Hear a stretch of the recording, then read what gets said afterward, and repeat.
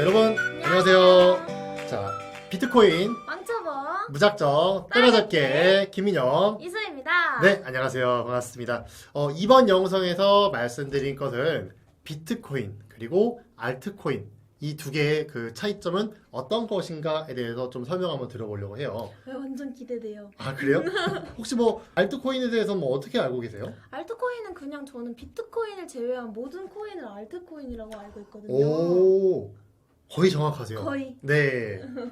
거의 뭐 100%라고 과언이 아니죠. 네. 네. 사실 그 비트코인, 우리가 이제 맨 처음에 탈중앙화를 목적으로 해서 생겨난 게 이제 비트코인이죠. 그게 이제 블록체인 시스템이 여기에 적용이 되어 있는 거고요. 네. 근데 이 비트코인을 제외한 다른 코인들을 알트코인이라고 합니다. 네, 뭐 이더리움, 비트코인 캐시, 뭐 리플, 네. 모든 것들을 알트코인이라고 합니다. 네. 그래서 정리를 하자면은 비트코인을 제외한 모든 코인들이 알트코인이다. 이렇게 생각하시면 될 것 그럼 같아요. 저 100점이네요? 네, 100점이에요. 네, 그래서 비트코인 뭐 예를 들어서 어떤 느낌이냐면요. 주식에서는 이제 삼성전자 주식과 같은 느낌이죠. 뭔가 이렇게 주가 되는 메인. 그렇죠. 자, 그래서 여기 화면 보시게 되면은 가장 위에 비트코인이 이렇게 확인이 됩니다. 네. 네, 이게 우리가 지금 제가 좀 전에 말씀드린 대장주의 느낌이고요. 그 외에 나머지 모든 코인들, 뭐 비트코인, 캐시, 이더리움, 대시, 지캐시, 모네로, 라이트코인 다 알트코인이라고 생각해 주시면 될 것 같아요. 네. 네, 그래서 네 비트코인의 가격, 이 비트코인 사실은 그렇게 그 기술적인 부분에 있어서 다른 알트코인에 있어서 뛰어난 부분은 많지 않다고 제가 들었어요. 다만 비트코인 가장 초창기에 만들어졌던 비트코인이고, 즉 암호화폐고, 이게 가격적인 부분 그리고 이제 역사적인 부분에 있어서 가장 깊고 상징성이 있기 때문에 이 비트코인이 굉장히 중요하다라고 생각이 되는 거예요. 그래서 시작점을 이제 그렇죠. 시작을 한 코인이기 때문에. 네, 어떻게 보면 코인의 정신적 지주라고도 말할 수가 있는 거죠. 정신적 지주. 코인 네. 아버지. 그렇죠, 코인의 아버지. 네, 코인의 거의 조상님. 그죠? 그쵸. 네, 당근. 그렇죠, 당근 신화. 다 나오네. 네, 다 나오네 오늘. 네, 그래서 코인의 이제 비트코인 같은 경우는 그러한 목적이었고요. 네. 나머지 알트코인들은 어떠한 목적으로 생성이 됐냐? 이 비트코인이 생성됐을 때, 여기서 조금 더 발전할 수 있을 것 같은데, 보완할 수 있을 것 같은데, 나는 이렇게 만들고 싶은데 했을 경우에 여기에서 이제 이거를 토대로 혹은 따라서 혹은 새로운 걸 만들어진 게 이런 알트코인이라고 생각해 주시면 될 것 같아요. 그럼 어떻게 보면 알트코인이 더 좋은 점이 많을 수도 있겠네요. 그렇게 될 수가 있겠죠. 네, 알트코인이 훨씬 더 장점이 많은 것들이 확실하게 있습니다. 뭐 예를 들어서 이제 리플 같은 경우도 네. 굉장히 이동 속도가 굉장히 빠릅니다. 아까 말씀하신 네. 전자지갑에서. 그렇죠. 전자지갑에서 리플 코인 같은 경우도 이동 속도가 굉장히 빠르기 때문에 요새는 이제 뭐 뉴스 같은 걸 보니까 어떤 실제 뭐 은행권이라든가 이런데 뭐 도입이 될 예정? 네, 확신은 아니에요. 그냥 예정 같은 것만 뉴스만 있더라고요. 그 뉴스가 진짜인지 아닌지 모르겠지만. 그러면은 더 이제 네. 뭔가 믿음직한 코인이 되는 거 아닌가요? 그렇죠. 그러한 그 보장된? 기대감이 신해서 네, 그렇게 되는 거예요. 또 뭐 이더리움 같은 경우는 이제 비트코인은 뭐 이렇게 능력치가 이렇게 좋지 않다 이렇게 말씀드릴 수 있을 것 같은데 이더리움은 이제 스마트 컨트랙트라는 기술로 인해서 네. 훨씬 더 발전된 코인이라고 생각을 해주면 될 것 같아요. 이 스마트 컨트랙트를 설명하려면 조금 더 많은 시간이 필요하기 때문에 이거는 이더리움 스마트 컨트랙트는 네. 그 악마담과 에릭 그렇죠. 방송에서 했었던 것 같아요. 네, 그러면 정확하게는 우리는 이 영상을 보고 그 영상으로 넘어가서 네, 이더리움 스마트 컨트랙트가 무엇인지에 대해서 한번 찾아보자. 갑자기 네. 인서트 코인 막 있었트 강조해주고. 코인. 네, 그래서 설명 한번 드려봤고요. 네. 그리고 이제 여러 가지 것들이 쭈루룩 나와요. 뭐 에이다, 이오스, 뭐 스텔라 루멘. 우리가 이제 그 혹시 세대라고 들어보셨어요? 세대. 뭐 1세대, 2세대. 그렇죠, 그렇죠. 그러니까 초창기에는 그렇죠. 1세대고 그 다음은 그렇죠. 2세대. 최근에 생긴 게 이제 마지막 세대가 그렇죠, 되겠죠? 그렇죠. 지금 현재로서는 비트코인이 1세대. 네. 그리고 이더리움 같은 게 2세대. 그리고 에이다나 혹은 뭐 이오스 같은 게 3세대. 네, 그리고 4세대는 아직 그렇게 정확하게 정해진 건 없다고 제가 알고 있습니다. 혹시 그 알트코인에 대해서 혹시 궁금한 게 또 있나요, 혹시? 알트코인이요? 네. 알트코인에 대해서 궁금한 거는 아니고 네. 보통 대장주, 네. 뭐 이런 뭐 잡주 이런 얘기들을 많이 하잖아요. 네. 그것도 이제 곧 뭐 비트코인이 이꼴 대장주고 약간 이런 개념인가요? 그렇죠. 비트코인 이퀄 대장주가 되겠죠. 왜냐하면은 그 상징성이라는 게 굉장히 무시를 못합니다.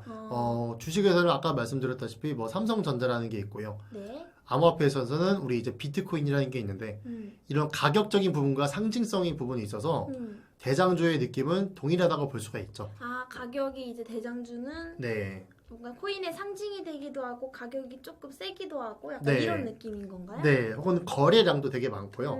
우리가 이제 일반적으로 거래량을 보면 알겠지만은 굉장히 많은 거래가 있다는 거죠. 그만큼 상징성도 굉장히 높다는 거고. 네. 그래서 우리가 비트코인에 대해서 되게 중요하다.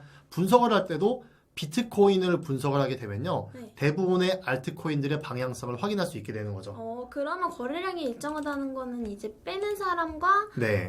다시 넣는 사람, 매도와 매수의 그렇죠. 비율이 조금 비슷하다 이렇게 봐도 계속 될 수 유지가 있나요? 된다라고 생각해 주시면 될 것 같아요. 거래가 계속 이루어지고 있다. 네네네. 다른 뭐 알트코인들 같은 경우에는 어떤 뭐 호재나 이슈나 악재나 이런 게 있어야 거래량이 확 늘어나면서 잠깐 동안 펌핑이 되고 이런 게 있는데 비트코인 같은 경우에는 일정합니다. 네, 변동폭도 없는 대신에 다만 거래량이 굉장히 많죠. 묵직하죠.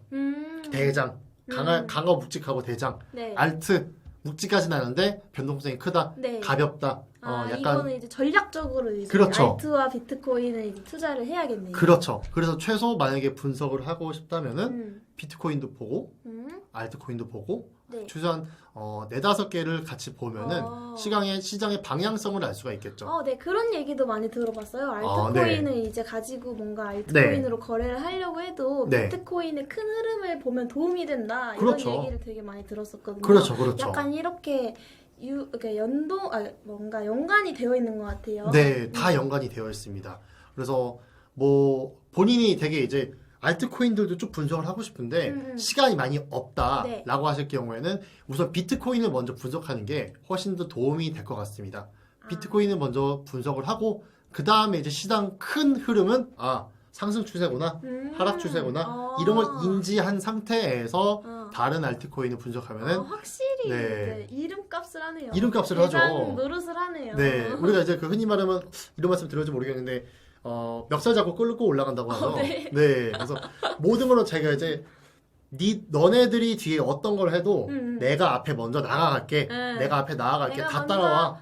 시범을 보일게. 네. 약간 이런 건가요? 그렇죠. 나만 따라와. 다 따라와가 되는 거죠. 근데 이 비트코인이 무조건 간다고 해서 알트코인들도 무조건 가는 게 아니죠. 그쵸. 네, 차트를 분석하다 보면은 비트코인과 비슷한 차트들이 뭐 이런 식으로 있어요. 근데 비슷하지 않은 차트들도 있습니다. 뭐 예를 들어서 캐시 같은 경우. 완전 안 비슷하네요. 그쵸. 최근에 올라갔죠. 네. 그리고 뭐 다른 뭐 이런 것들 전혀 안 비슷한 코인들. 네. 이런 것들 이제 커플링, 디커플링 좀 어려운 개념이 나왔는데 커플링. 네. 그러니까 연인끼리는 같은 반지를 쓰잖아요. 그쵸. 네. 그래서 커플링이라는 거는 차트가 비슷하게 움직인다. 거의 동일하게 움직인다 했을 때 그렇죠. 커플링이라고 우리가 표현을 하고요. 디커플링 차트가 상이하게 움직인다. 다르게 움직인다라고 했을 때 디커플링 차트, 커플링 차트 이렇게 말을 하기도 합니다. 네. 그래서 커플 디커플링 되게 중요하죠. 오늘 새로운 용어를 되게 많이 네. 배운 것 같아요. 사실 말씀 안 드리려고 했던 용어가 새로 나와서 그래서 어디 가서 여러분들께서 그거 뭐 커플링 디커플링 지금 무슨 커플링 아니야? 네, 아는 척만 다 하면은 어디 가서 되게 어깨 좀 세울 수 있고 네. 이런 전문 용어들 하나씩 알아가시면 조금 더 좋을 것 같습니다. 네. 오늘 뭐 어떻게 이제 암호화폐 대장주와 이제 뭐 잡주 그러니까 뭐 비트코인과 알트코인에 대해서 한번 알아봤는데 좀 어때요? 좀 이해가 좀 되셨나요? 완전 잘 됐습니다. 네, 그래요? 이제 비트코인, 알트코인 어디 가서 아는 척 좀 할 하면 수 되죠? 있을 것 같아요. 네, 그럼 뭐 알트코인이잖아. 뭐 이런 식으로 해도 충분히 좀 자랑할 수 있을 것 같고. 단점 모르는 사람들한테 가서 해야 된다. 모르는 사람한테 해가지고. 이런 거 아는 척 해봤자 아무 쓸모 없다는 그쵸. 거.